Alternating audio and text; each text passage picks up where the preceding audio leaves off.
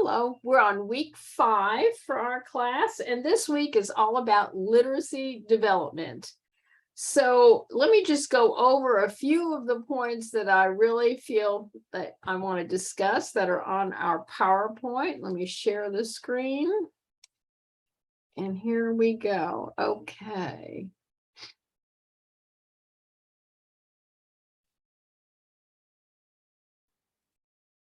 Okay.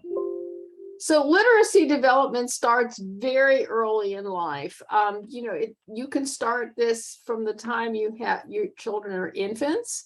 Some of you may work in nursery schools where they have 6-week-old children all the way up to 4 and 5-year-olds. Well, literacy starts when they are babies.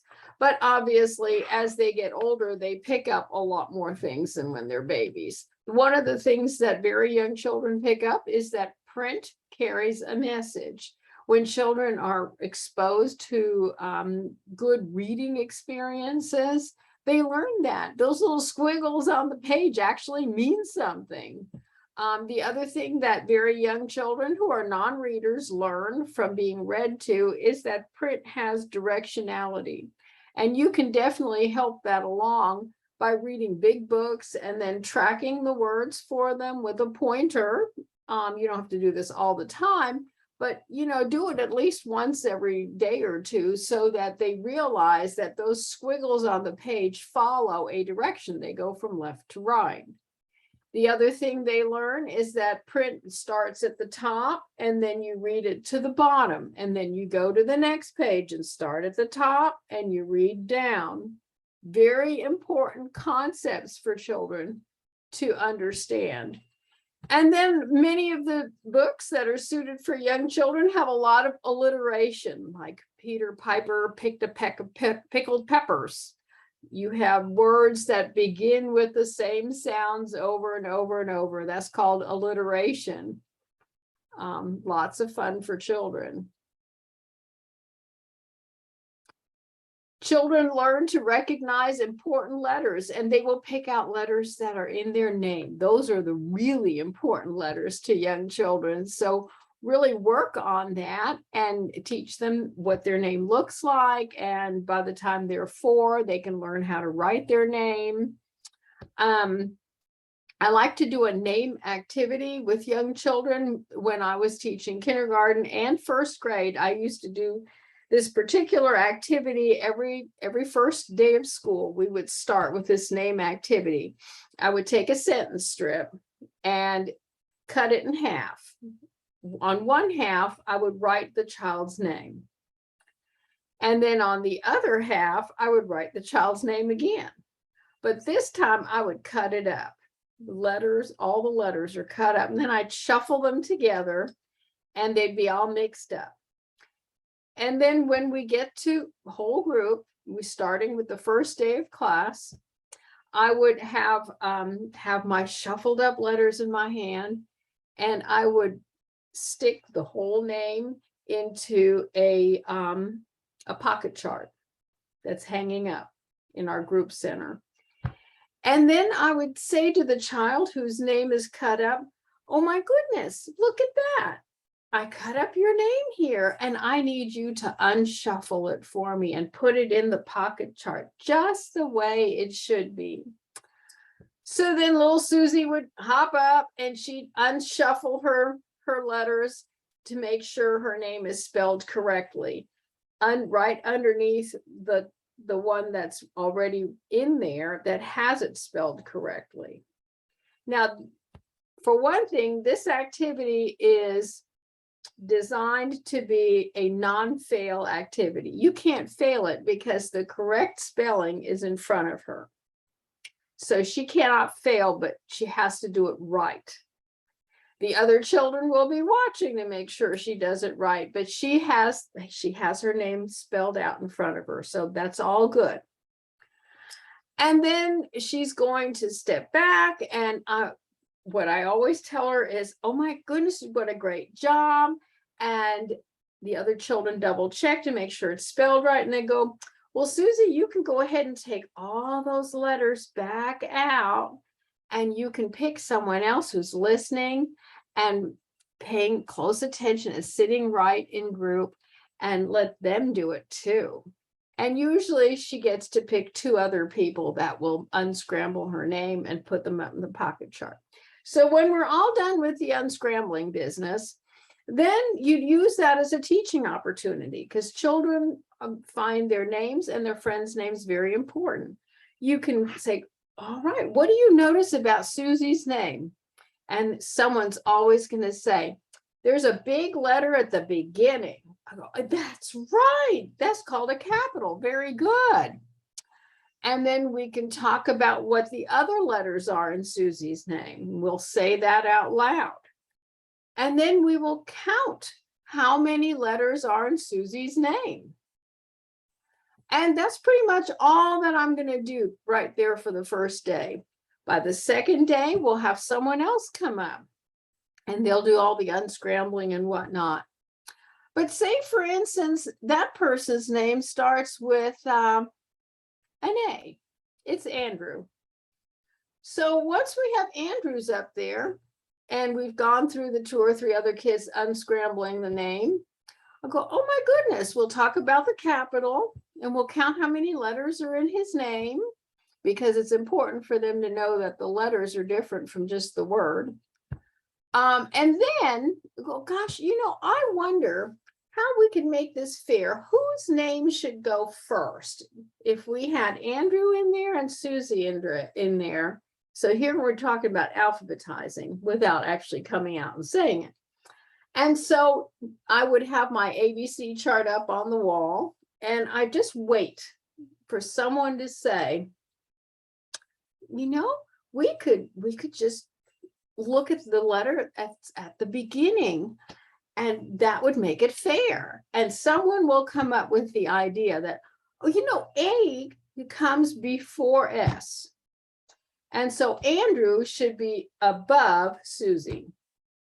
And there you have it. We have now discovered alphabetizing. And I tell them, oh, you use the alphabet. That is a great idea. Someone will always come up with it. And I'll tell you, children are very smart. If you have 2 or 3 kids in your class that start with the same letter, let them figure out how to make it fair, because no one is more concerned with making things fair than a group of kindergartners or first graders. Trust me. And just let them figure it out. Someone will say, they all have the same letter at the beginning, so we've got to look at the next letter. Yes, great idea. You may have to look at the 3rd letter if they all have the same first 2 letters. They will discover it, and that learning will have much more meaning than if you're teaching them alphabetizing, which you have to do in 1st grade with a worksheet. Trust me. Okay, so that's my name activity.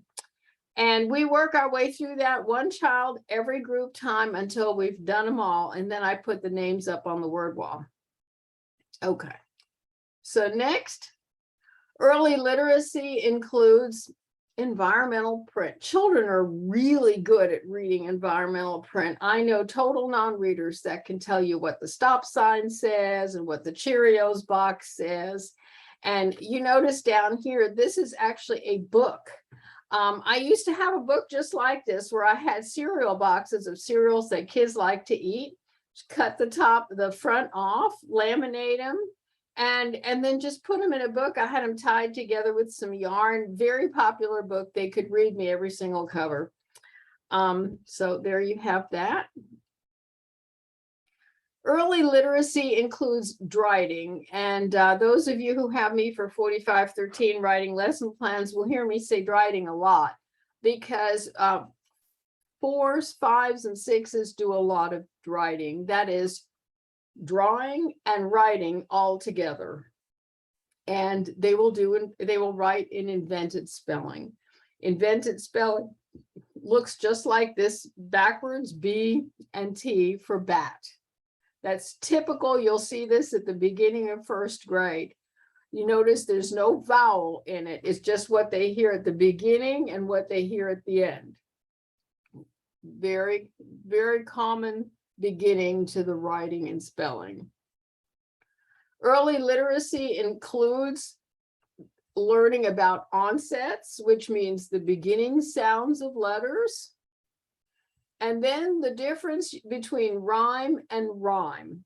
Okay, R-I-M-E is when words have the same ending sound, like can, pan, tan, fan.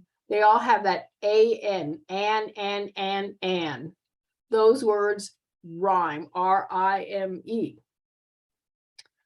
Then you've got rhyme, R-H-Y-M-E. That's different because the R-H-Y-M-E may have a completely different ending spelling, but they still sound the same. Like, for instance, if you had a poem and the end of the line said ray, R-A-Y, like a ray of sunshine, and then the next line ended with the word weigh, like I weigh myself on the scale, they sound the same. They rhyme, but they sure aren't spelled the same. But the R-I-M-E has the same spelling at the end. Please remember that. You'll see that on the OSET. Word walls, very popular for early literacy. I highly recommend that you have one. This is exactly what mine looked like. You notice that you have the words on colorful paper. It's been laminated. That way you're not inventing the wheel every year. Please start off with an empty word wall and put up just 2 or 3 words a week, so it's not so confusing. That way they know the words of the week, talk about them for 5 days, and on Friday you hang them on the word wall. I use that sticky stuff that you get at teacher stores to attach them to the wall. Notice that the sticks, we call those the sticks, the tall letters have the cutout parts that go to the top, and the ones that have the tails that hang down, they have the cutout so it's hanging down. These give children clues anytime you use those kinds of cutouts. I also highly recommend using different colors paper, which I did too, because again, it gives them some clues when they're searching for a word up there. I use my word wall. I know some people like to just hang the words up there and forget about them, but you know, we did a word wall activity every single morning during whole group just to stay fresh, to learn how to use the words. I'd say, you say a sentence that contains a word that rhymes with one of the words on the word wall. Now find a word that rhymes with, I don't know, if you've got bat up there, find a word that rhymes with bat. And they can look up there and find hat or cat or mat. Just a word wall activity. That's all it is. Or say in first grade, you're teaching synonyms. Find a word on the word wall that means the same as run or fun, whatever it is. Find something that means the same. Or you can do homonyms. You'll be teaching those in first grade. Say a sentence that contains a word which has a homonym. Write down the word. Now find a word on the word wall that sounds the same, but is spelled differently. You might have 2, like T-O-O up there, and T-W-O, and then T-O, homonym, and then use it in a sentence. And you know, on Mondays, when you introduce the 4 or 5 new words that are in your story, this is what you do in kindergarten, first, second, third. You know, it's so boring, generally, just introducing words. I used to try to make mine exciting. I would have the mystery words for Monday morning. And my mystery words were, you know, I had them under a cover so you couldn't see them. And then I say, take out a junk piece of paper and make however many lines the word is. Make 7 lines on your paper. And then you'd have to guess. And I'd make my 7 lines on the whiteboard. And then I'd tell them, good guessers know that you start out with vowels because all words have vowels. So they got really good at guessing. They start with all the vowels. And so we'd start filling them in. And then eventually someone would guess the word and I'd have to fill it in and everyone would write it. And then I would take the word, which was a word wall word, and stuck it up in front of them. And there it was. And then we'd go to the next word. But it was much more fun. We'd talk about what the word meant. We'd use it in a sentence. And guessing it was all it took to make it a little exciting. And then last week, we talked about using Carl's book.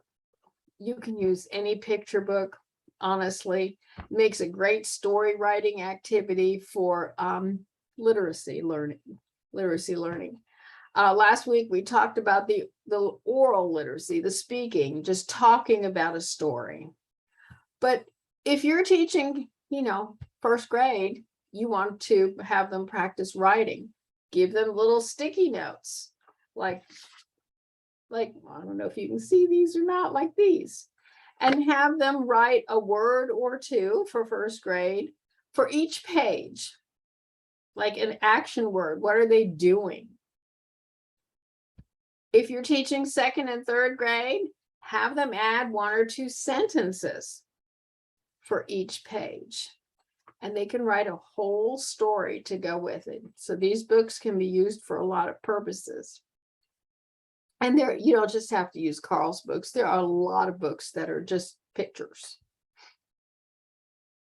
Another thing I like to use for literacy is reader's theater. It's so much fun because, kids get really tired of reading the same story 5 days of the week, which you start your story on Monday. And then you read it on Tuesday, and you read it on Wednesday, and you read it on Thursday, and you read it on Friday. By Friday, you're kind of fried on the story sometimes. So if you can get a story that you can reduce to a reader's theater script for the kids, so much more fun. Everybody gets a part. Doesn't require any scenery or costumes. Doesn't require any memorization because they highlight their part and they just read it. But they have to kind of ham it up. They've got to use emotion and tone because they get into the character. They can use facial expression, gestures. What they're doing is they're just reading it out loud.